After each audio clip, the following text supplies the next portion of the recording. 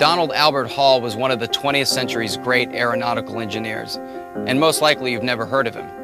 But I guarantee you've heard of the plane he designed. The Spirit of St. Louis.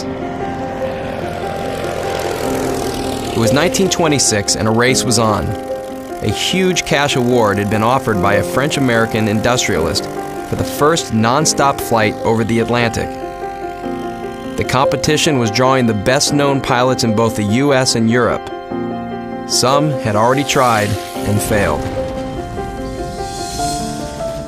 Charles Lindbergh, an unknown 27-year-old airmail pilot from St. Louis, was convinced he was the man who could do it. Totally consumed by the challenge, he raised over $10,000 for the construction of a plane specially engineered for a transatlantic flight, but was having difficulty finding someone to build it. Eventually, he turned to a small company in San Diego, Ryan Aviation. He needed a company that might match his own level in the world of aviation, and that they would really put out for him. And so he sent a telegram off to Ryan. He inquired if they were able to manufacture an airplane that could make such a trip from New York to Paris, and he asked them how much it would cost and how long it would take. Lindbergh had a clear idea of the plane he wanted to fly solo across the Atlantic, and he wanted it built fast. The race was on, and he had no time to lose. But Lindbergh was no engineer. Fortunately, Ryan Aircraft had just hired a young aeronautical wizard as their chief engineer. Upon first meeting, Lindbergh knew instinctively that Don Hall was the man who could translate his concepts into a plane that could fly. And I think a lot of what impressed him about Donald Hall was simplicity again. And there was a great sincerity about the man as well. And there were very few minutes of cordialities. They got right down to business. The greatest stunt of all begins on the misty morning of May 20th, as a young airmail pilot hastens to be the first to fly nonstop from New York to Paris. 3 months later, Charles Lindbergh stepped into history, and his plane followed him there, all the way to the Smithsonian. But history seemed to have forgotten about Don Hall. However, there was someone who wanted to know more. Someone who had never met him, but nevertheless felt a strong bond with him. That person was Don Hall's grandson, Nova. I never knew him. I mean, he passed away in '69. I was born in '76. There was no way I could know about him. Nova knew his grandfather had worked with Lindbergh, but not much more of the family history. Because his grandfather was from another world, one that Nova's own father, Don Jr., had left behind. As his name might suggest, Nova Hall was raised in the counterculture, helping out with the family's natural herb business while they constantly moved from place to place.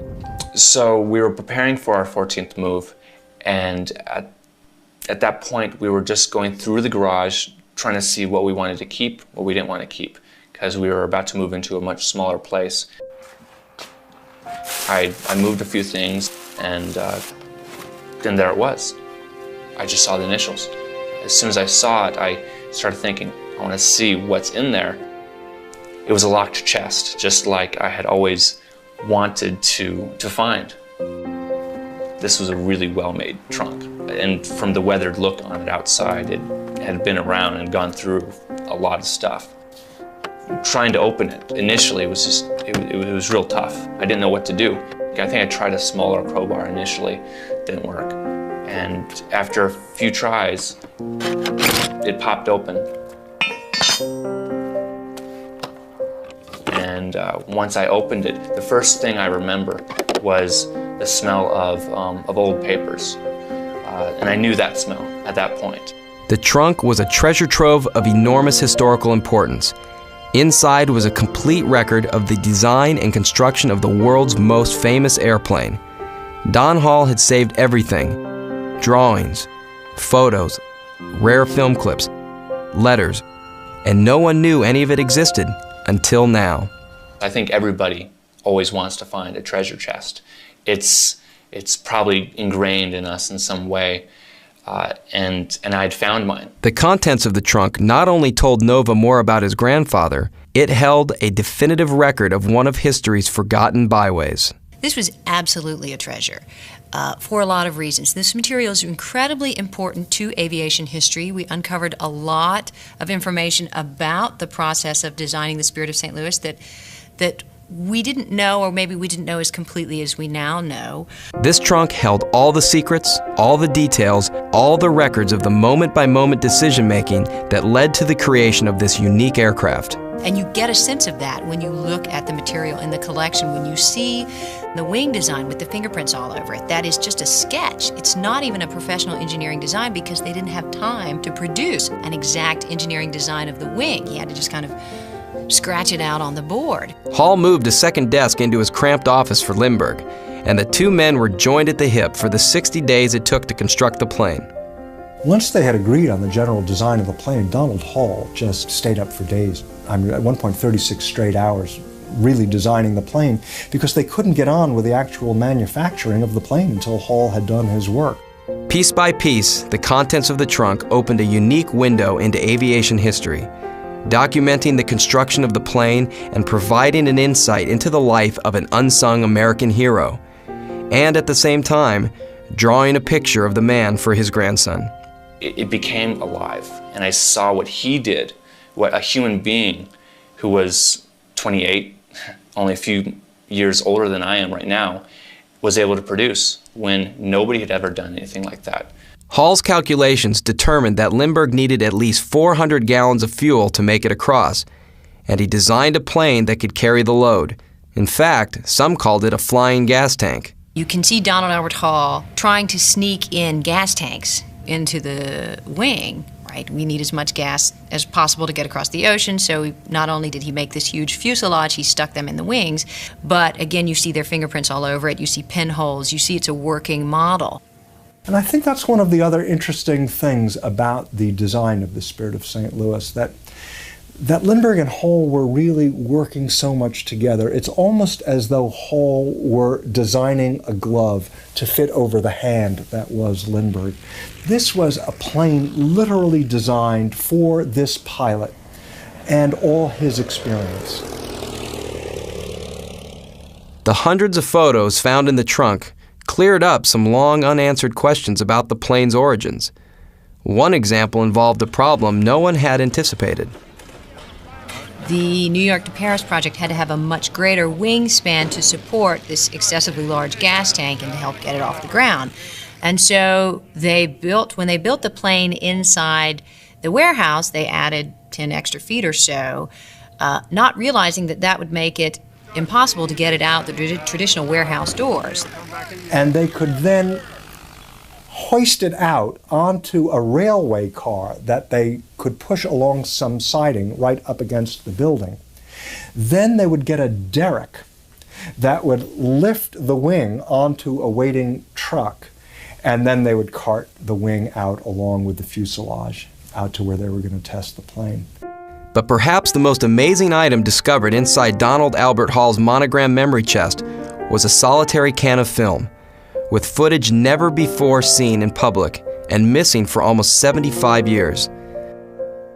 Though the old nitrate-based film was badly deteriorated, there was enough of it left to reveal the first flight ever of the Spirit of St. Louis. When Lindbergh took this plane up for the first time, it was one of the most thrilling flights he ever took, not just because this plane had been built for him, but he had never been in a plane, he said, that lifted off so quickly. It was kind of magical for him. I mean, this plane really worked, and he immediately got the feel of it, the hang of it, and it was all quite wonderful. And he went up and he flew over Ryan, he flew over the factory, and he tipped his wings and did a salute to all the people who had worked on the plane. And they spent the day doing more tests, each test with a little more fuel, a little less fuel. And at the end of the day, the whole team, everyone who had worked on the plane, came out and they did a team photo, just lining up, going really from one end of one wing to the other. Soon after the test flights, Lindbergh, worried that someone else would beat him to the punch, hurriedly flew to the East Coast to prepare for the transatlantic flight. There are a few moments in every century that become our milestones. And Lindbergh's flight from New York to Paris was one of those. And in that instant, the Earth became small.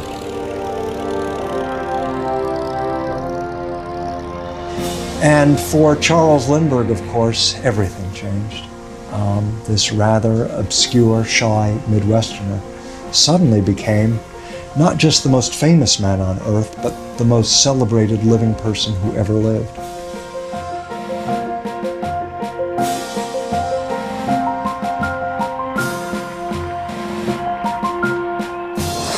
Lot number 8442, Spirit of St. Louis, and $500 for the lot. Nova took some keepsakes and then put the rest of the trunk's contents up for auction, hoping these documents would bring to light the enormous contribution of his grandfather. 3250, 35, no advance, last call, $14,000.